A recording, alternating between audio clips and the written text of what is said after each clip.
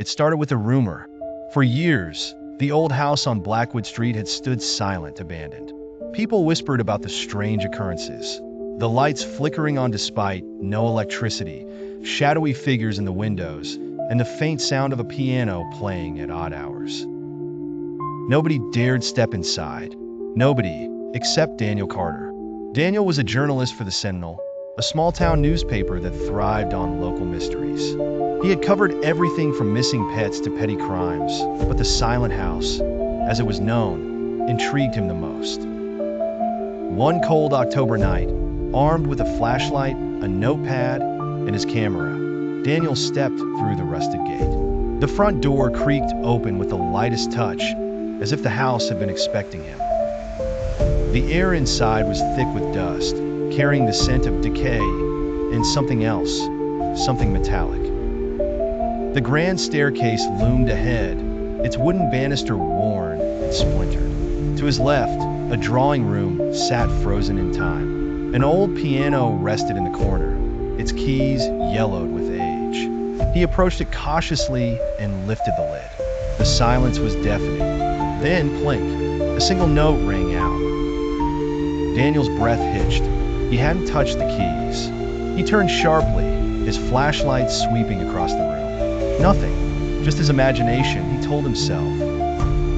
He continued through the house, documenting everything. The faded wallpaper, the cracked mirrors, the eerie portraits whose eyes seemed to follow him. He felt as if he were being watched, but every time he turned, he saw nothing but shadows.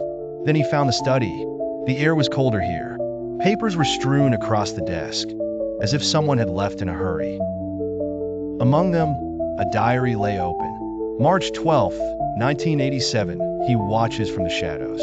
He knows I know. Tonight, I will end it. Daniel's skin prickled. He turned the page. March 13th, 1987, I failed. He is still here.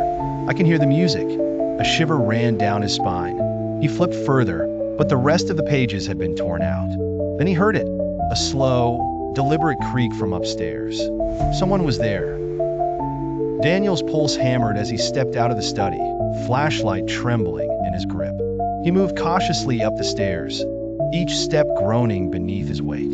At the top, a long hallway stretched into darkness. There were 5 doors, for were ajar, revealing empty rooms. The last one was shut.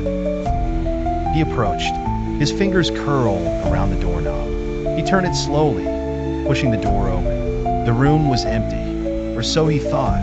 As he stepped inside, his flashlight flickered. And then in the mirror across the room, he saw it. A figure stood behind him, tall, motionless, featureless. Daniel spun around. Nothing. His breath came in short gasps. He turned back to the mirror. The figure was closer now.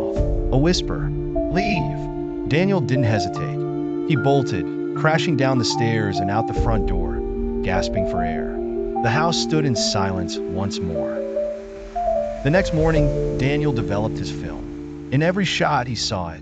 The figure, watching, waiting, and in the final image, just before he fled, it was no longer in the mirror. It was behind him, waiting for him to return.